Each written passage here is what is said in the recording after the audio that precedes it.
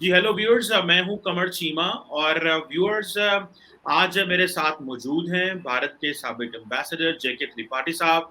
आप different capacity में सर्व करते रहे हैं पूरी दुनिया में, भारत के एज ए कैरियर डिप्लोमेट के तौर पे। आज मैंने इनसे रिक्वेस्ट की कि वो आएँ और हमें बताएँ कि ये जो आइंदा आने वाले दिनों में कुछ डेवलपमेंट्स हो रही हैं, भारत उसको क्या समझता है और उसके लिए क्या कॉज़ ऑफ कंसर्न है या एक नॉर्मल सिचुएशन है?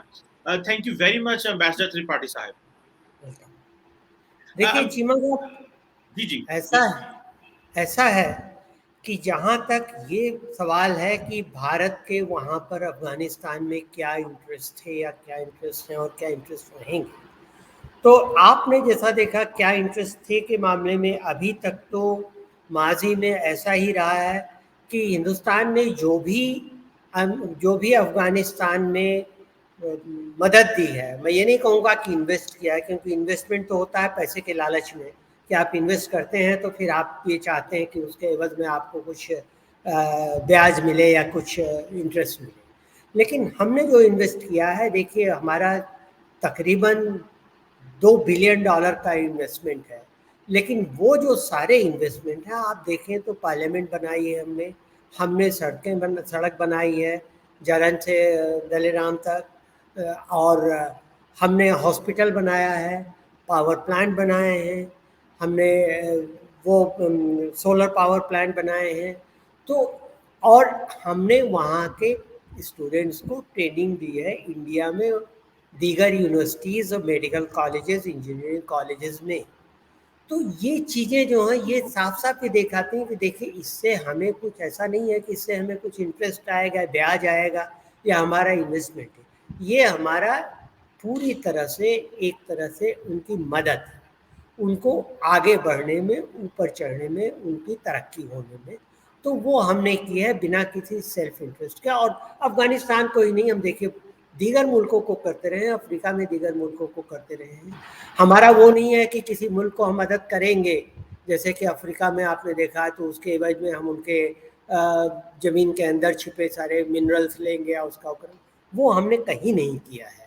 और आप देखिए मालदीव में, श्रीलंका में, बांग्लादेश में, भूटान में, म्यांमार में, अफ्रीका के मुल्कों में और दीगर मुल्कों में और भी एशिया के हमने ये काम किए हैं। ये सिर्फ हमने इसलिए किया कि हमारा हमारा एक डेवलपमेंट एडमिनिस्ट्रेशन का काम है हमारे मिनिस्ट्री ऑफ एक्सटर्नल अफेयर्स में।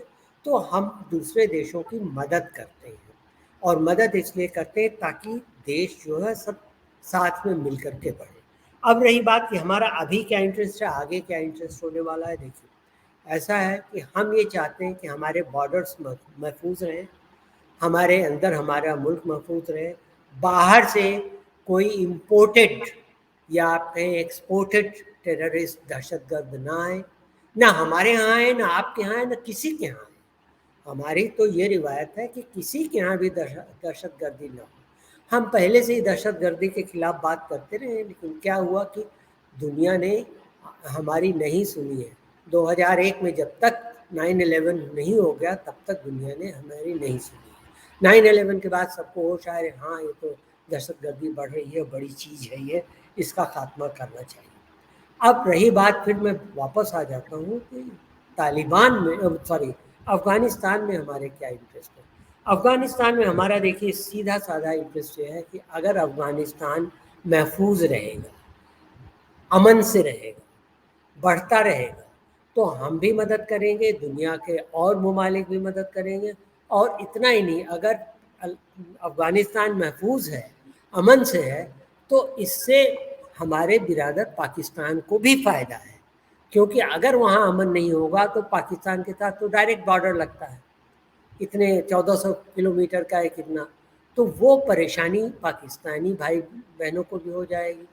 तो अगर इस पूरे खित्ते में, इस पूरे एरिया में अमन है, तो वो देखिए अमन तभी होता है जब, जिस मुल्क में अमन, किसी भी मुल्क में अमन तभी होता है जबकि मुल्क में लोग खुशहाल हो, तरक्की पसंद हो या तरक्की की बातें हो रही हैं।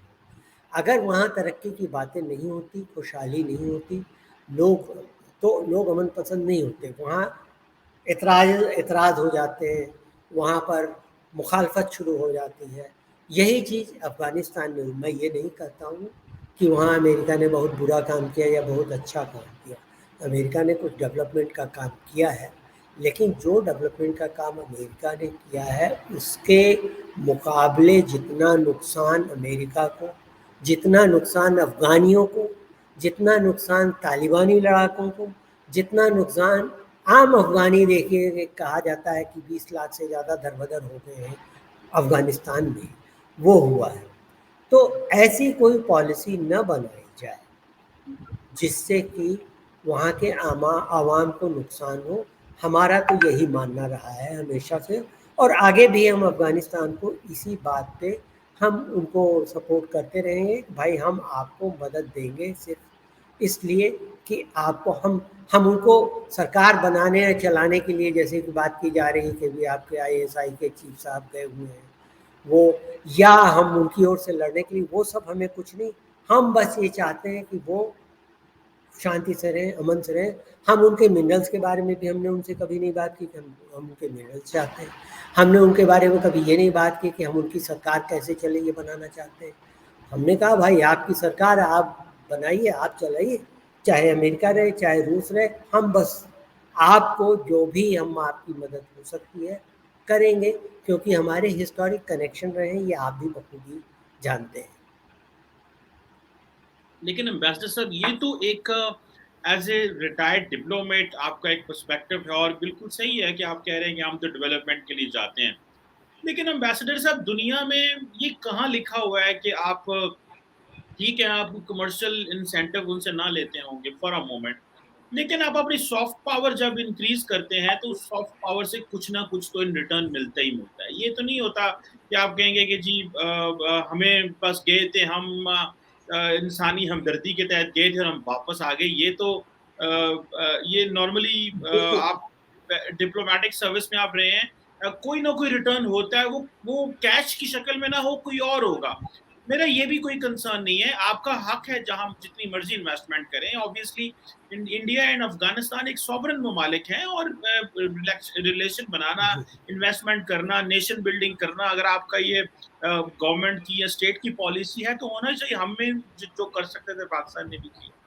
लेकिन सर, जो मेरे लिए एक इंडियन मीडिया इसको बार बार हाईलाइट कर रहा है, जी चाइना तालिबान पाकिस्तान नेक्सस बन गया, China Pakistan Taliban nexus, China Pakistan Taliban nexus.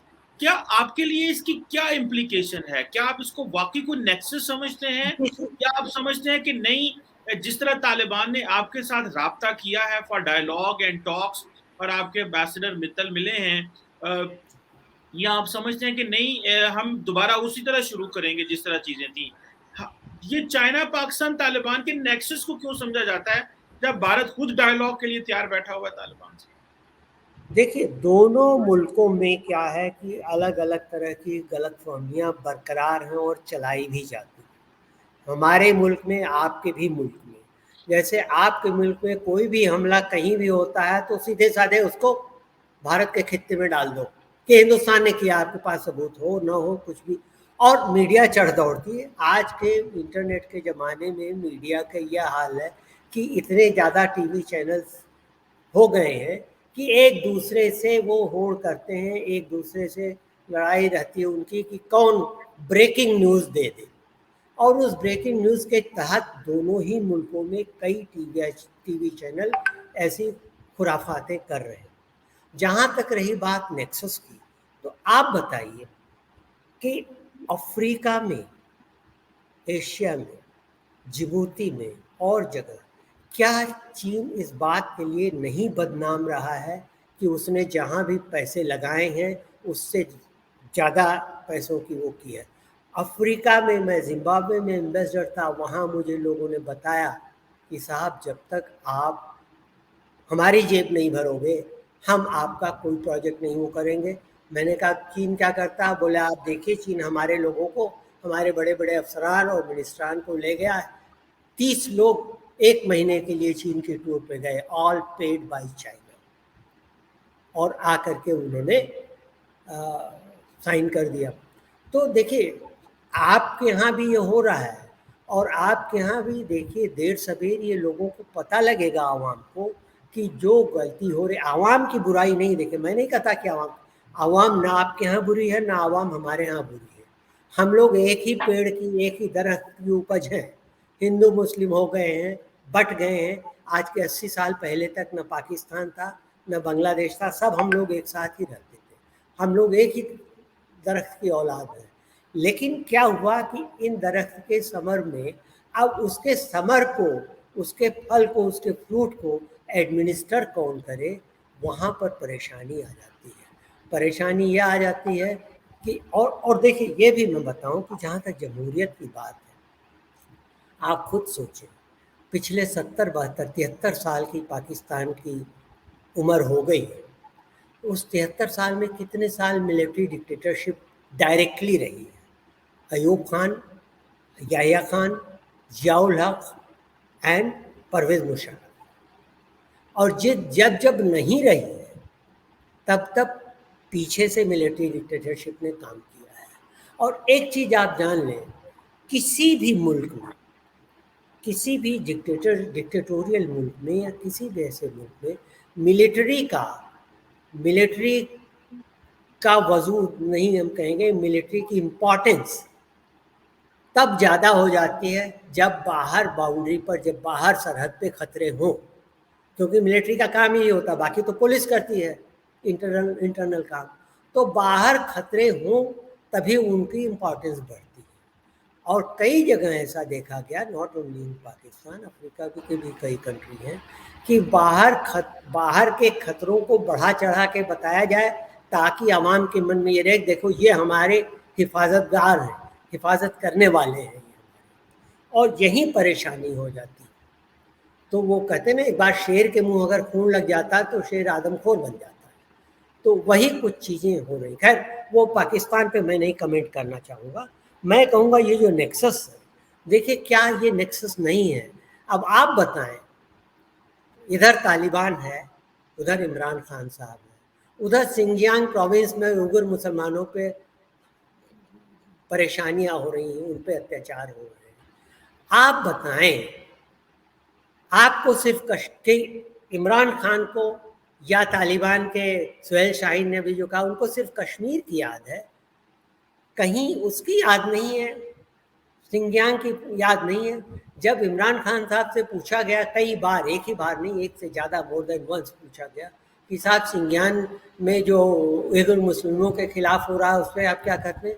तो एक बार मैंने उनका ये भी बड़ा अच्छा, आप भी सुने होंगे, आपने भी, मशहूर स्टेटमेंट था, नहीं अभी हम कश्मीर में मशरूफ है, बाद में हम देखेंगे इसको। ये क्या बात हुई भाई कि अगर आप अपना एक, या तो आपका प्रिंसिपल है, प्रिंसिपल लेके चलिए, उस प्रिंसिपल के, अगर मुसलमानों के खिलाफ आप आवाज़ हुए जुर्म पर आप आवाज़ उठा रहे हैं तो आप हर जगह उठाइए, आप सेलेक्टिव ना होइए।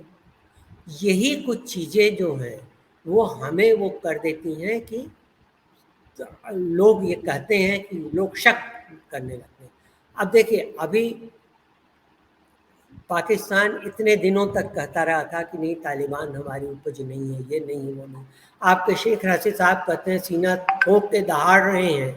हालांकि मैं जानता हूँ पाकिस्तान की आवाम उनके बयानात को उतनी सीरियसली नहीं लेती, लेकिन वो सीना ठोक के दहाड़ रहे हैं कि तालिबान को हमने पाला पोसा और बड़ा किया है। मतलब इसके कहने का क्या है? तो ये चीज़ें मेरे ख्याल से अगर बराए मेहरबानी हमारे लीडरान इन सब चीज़ों को परे रखकर, अलग रख के, सिर्फ इसके मुतालिक सोचें कि हम आपस में तीनों चारों कंट्री, मैं कहता हूँ अफ़गानिस्तान, भारत, पाकिस्तान, चीन, चारों कंट्री हम आपस में कैसे एक दूसरे के साथ मिल के रह सकते हैं, जिससे कि हमारी ताकत भी बढ़े, अमन भी बढ़े और हमारा दुनिया में रसूख भी बढ़े। लेकिन अनफॉर्चुनेटली वो चीज़ हो नहीं पा रही। हम 4 अलग अलग खित्तों में बटे हुए हैं। अफ़गानिस्तान में भी अब देखिए 2 खित्ते अलग बट गए। अभी ये हो रहा कि हक्कानी ग्रुप कह रहा है कि हमें डिफेंस चाहिए, बरादर कह रहे हैं नहीं डिफेंस हम नहीं देंगे, उधर मुल्ला याकूब कह रहे हैं हम मिलिट्री कमीशन के चेयरमैन बनना चाहते हैं।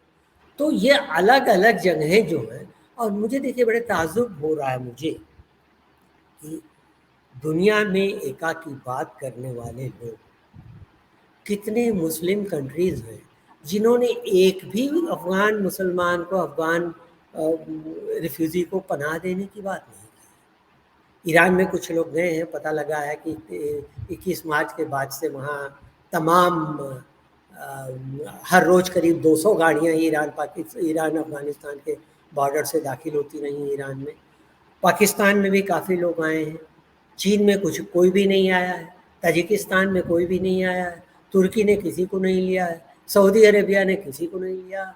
ये फहरिस्त अनगिनत है, बहुत लंबी है, कि इस सब के बावजूद वो तमाम ममालिक जो कहते हैं कि हम उम्मा की उससे हम साथ में हैं, तब साथ छोड़ जाते हैं जब वो बेचारे बेकसूर अफगानिस्तानी मारे जा रहे हैं, दोनों ओर से मारे जा रहे हैं, अफगानिस्तान सरकार की ओर से, नॉर्दर्न अलायंस की ओर से और तालिबान की ओर से, तब किसी को ध्यान नहीं आता। वो सब छोड़ देते हैं और कहते क्या हैं कि नहीं जी, हम तो फला जगह के मुसलमानों के खिलाफ है, फला जगह के मुसलमानों के खिलाफ है, फला जगह के मुसलमानों के खिलाफ है।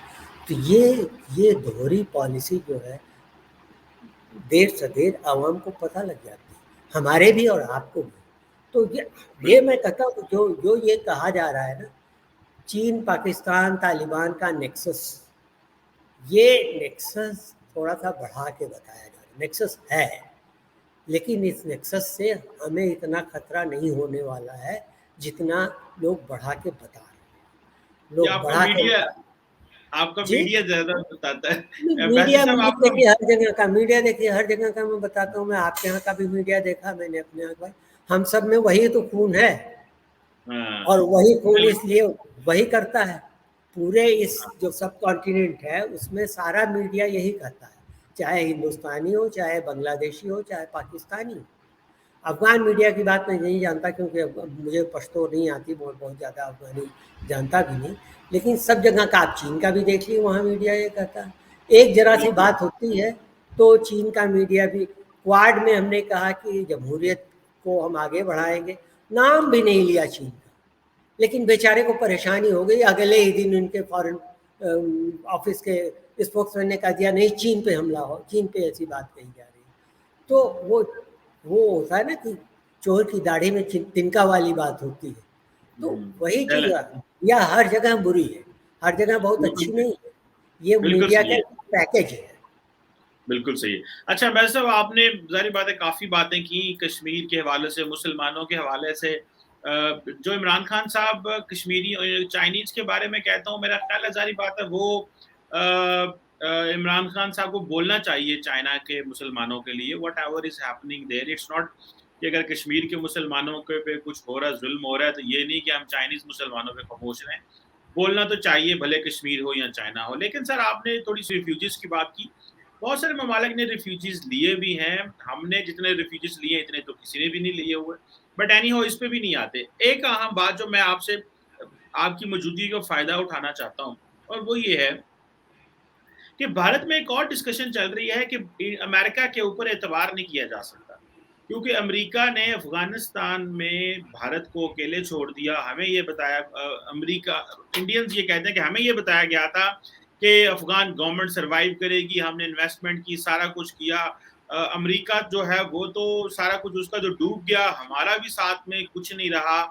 तो इन अदर वर्ड्स, आप क्या समझते हैं ये जो चीजें विद इन इंडिया से आ रही हैं कि we should not trust USA any more in Afghanistan, तो इसका क्या कोई इम्पैक्ट जो है वो कोई बायलैटरल ताल्लुकात में या किसी और इंडो पैसिफिक में भी की पड़ सकता है, या क्या आप समझते हैं कि नहीं, अफगानिस्तान की हद तक अमेरिका पे अब दोबारा ट्रस्ट करना मुश्किल हो जाएगा, या आप करेंगे trust? How do you see that statement? देखिए चीमा साहब, मैं ये कहना चाहता हूँ कि ये सब चीज़ें मीडिया में आ रही हैं, और मीडिया से कोई सरकार नहीं चलती है, एक चीज़। दूसरी चीज़ ये आपको याद होगा, हाँ, लेकिन सरकार मीडिया से बनती है, बना रहे हैं आप लोग वहाँ जाके, तो जो भी बना रहा है बनती है, चलती नहीं है। लेकिन दूसरी चीज़ मैं ये कहना चाहूँगा, आप तो मेरे ख्याल से आप खुद ही पंजाबी होंगे, तो आपको पंजाबी की एक कहावत मालूम होगी कि बिना खुद मरे जन्नत नहीं दिखती। पंजाबी सही में कह रहे हैं। कहावत, बिना खुद मरे जन्नत नहीं देखती, जन्नत देखने के लिए खुद मरना पड़ता है। तो भाईजान अपनी लड़ाई खुद लड़नी पड़ती इस दुनिया में, हर एक आदमी को, हर एक मुल्क को। दूसरे मुल्क आपको मॉरल सपोर्ट दे सकते हैं, पैसे कभी कभी दे सकते हैं, लेकिन वो आपके खिलाफ आ करके आपकी ओर से लड़ेंगे नहीं, ये आप निश्चित मानिए, क्योंकि ये उनके जब तक ये उनके नेशनल इंटरेस्ट में नहीं होगा। जहाँ तक रही बात अमेरिका की, तो उसको बेचारे को तो खुद ही नहीं मालूम था कि तालिबान इतनी जल्दी आ जाएंगे और सरकार इतनी जल्दी भाग जाएगी, इतनी जल्दी सरेंडर कर देगी। तो वो दूसरे को क्या बताते, हमको क्या भरोसा देते, और हमें उनके भरोसा देने पे भी हमें तो कोई ये नहीं था कि हम किसी के भरोसे रहें। आज आप बताइए, कोई मुल्क किसी दूसरे मुल्क को भरोसा देता है इतना बड़ा, और अगर देता है तो क्या दूसरा उस पर इतना बिलीव कर देता है? आप बताइए 1971 में जब मेरे ख्याल से भुट्टो साहब गए थे, मुझे वाकया याद आ रहा था, मैं तब यंग स्टूडेंट था पॉलिटिकल साइंस का, जब भुट्टो साहब गए थे 1971 में और चीन के साथ उन्होंने समझौता किया था, तो उसमें था क्या? चीन के समझौते में आप कभी पिछला उठा के देखिएगा कि चीन ने कहा था कि we recognise the territorial integrity of each other, and we we guarantee the sovereignty of each other। तो साहब उसमें क्या हुआ कि जब हिंदुस्तान पाकिस्तान के बीच में लड़ाई हो गई, तो भुट्टो साहब ने शायद चाइना को अप्रोच किया कि साहब आपने तो कहा था आप आइए। तो चाइना ने कहा भाई हमने तो कहा था टेरिटोरियल इंटीग्रिटी को रिकॉग्नाइज करेंगे, गारंटी की बात तो हमने सॉवरेंटी पे की थी, टेरिटोरियल इंटीग्रिटी पे नहीं।